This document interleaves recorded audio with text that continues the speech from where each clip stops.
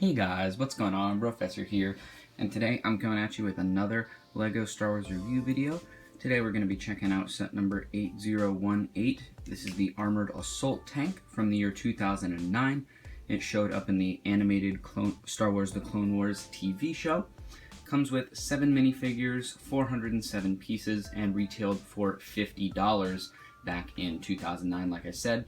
As always, if you guys do enjoy, don't forget to go down there, hit that like button, and if you want to support the channel, please consider subscribing. Without any further ado, let's jump straight into the minifigures. Like I said, this set comes with 7 minifigures, but only 4 of them are unique, so we do have some duplicates. I'll get to those a little bit later. But we're going to start off with Yoda right here. Just as every Yoda minifigure comes, it has the regular short legs, so the legs are not movable. He can only stand up, can't sit down. Some very basic chest printing right there to just kind of show some robes and some clothing underneath. Nothing on the back side of the chest piece. Comes with the standard green lightsaber that Yoda always carries. And because this is the Clone Wars variant of this minifigure, it comes with the super squishy, very large animated style looking head. And while normally I usually don't like the Clone Wars look, I actually don't mind this. I do think that the eyes are a little bit large, but they got some nice detailing with some pretty intricate lines on the head, and then I really like the way that they were able to do the hair here in the back. So overall, not a bad minifigure to start off with. Next minifigure we're going to be checking out is going to be your standard Clone Wars Clone Trooper. Just like any Clone Trooper, it comes with the same printing as every single one, the kind of very normal Clone Wars gear, same on the back side. This one does have back printing, like I said. Very simple Clone Wars printing. Comes with a long rifle right there. Standard helmet, pretty nice printing there. You got the visor and everything like that. If you do end up taking that helmet off underneath, mine is a little scuffed up. Normally it doesn't look like that, obviously, but once again you have that kind of cartoony but regular Clone Wars looking face. And then this one I do think does look a little awkward just because the scale looks a little bit off. But really not much to say here. I've reviewed other sets with this minifigure in it, so not a ton to go off right there. The second to last minifigure here is this Super Battle Droid with the rocket arm. Now this version of the Super Battle Droid only comes in this set and one other. Obviously you can get Super Battle Droids at their locations, so everything about this is the same as any other Super Battle Droid. This one arm over here is your standard Super Battle Droid arm that has been used since they were originally introduced. But for the Clone Wars, they did include this rocket arm one, which was super cool. But yeah, that's pretty much it for this one. But they did, oh, sorry, I didn't mean to hit the camera there. They did include 3 of these Super Battle Droids in here. So super cool with this set. You do get 3 Super Battle Droids, all with the rocket arm. And like I said, only comes in 2 sets. So one of the more exclusive droids that was included in the Clone Wars. And then the last minifigure included here is just your standard tan battle droid. Nothing going on, no markings on the head. Sorry, the glare from the light is pretty strong there, but just your regular tan battle droid that has stayed the same since 1999. And you do get 2 of these included in this set, but like I said, nothing special about them. Same torso, arms, legs, headpiece. So yeah, that's pretty much it for the minifigures in this one. I do think that they did a nice job including some minifigures from both sides. I think it's super nice that they included 3 of the Super Battle Droids with the rocket arms. I really love those minifigures. But yeah, with that out of the way, let's take a look at the AAT. Before taking a look at the AAT right here, just give a couple facts about the LEGO AAT in general. This is only one of 3 full-size AATs that have been released, meaning that this is one of 3 that have actually been released as its own set. Obviously, there have been other ones like Polybags and Microfighters, we're not including that. Of those 3, this was the second one that was released at the time. It is also the only one that has been made in this Clone Wars blue color. The other 2 were made in the regular Episode 1 tan and black color scheme. This is also the largest of the AATs that has been released. The other 2 coming in at around 200-ish pieces.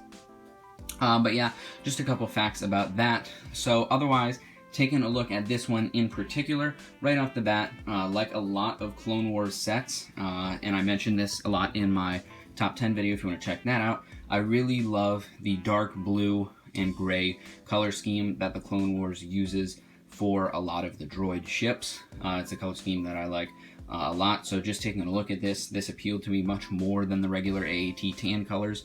Not that I don't like those are probably a little bit more nostalgic for me, kind of looking back at, episode 1 and thinking about when I was watching that.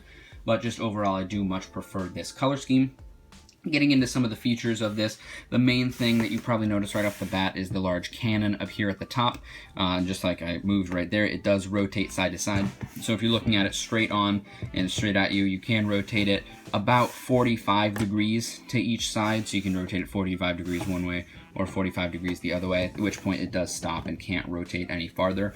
But it does give you a little bit of range of motion right there.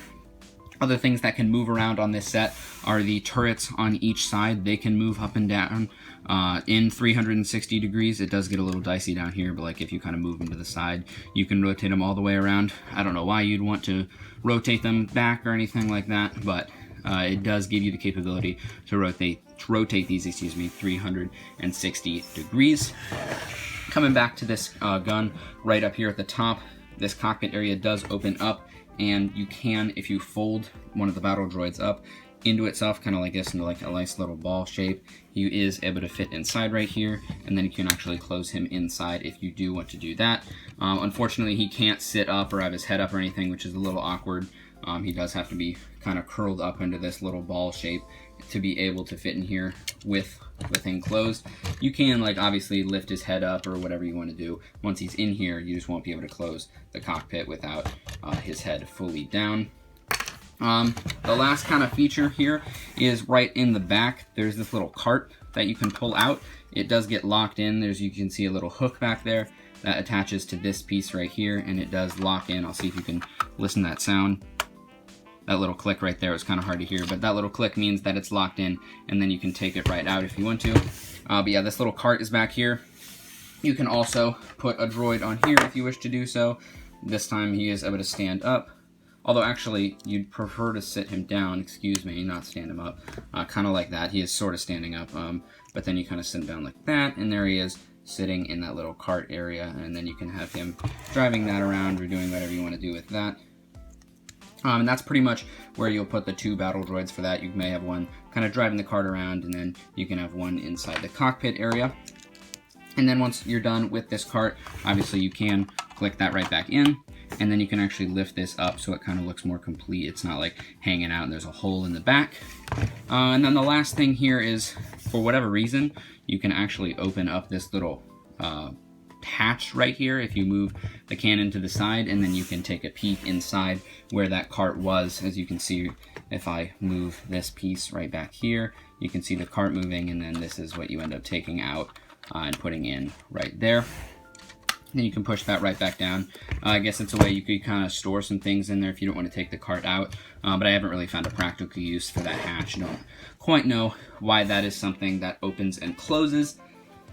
But guys, that's pretty much it for this AAT. This is definitely my favorite AAT that LEGO has released. It is the only one that I have, the other ones being released at, I believe the first one was the year 2000, and then the most recent one was a little more recent, either 2015, 2016, I believe.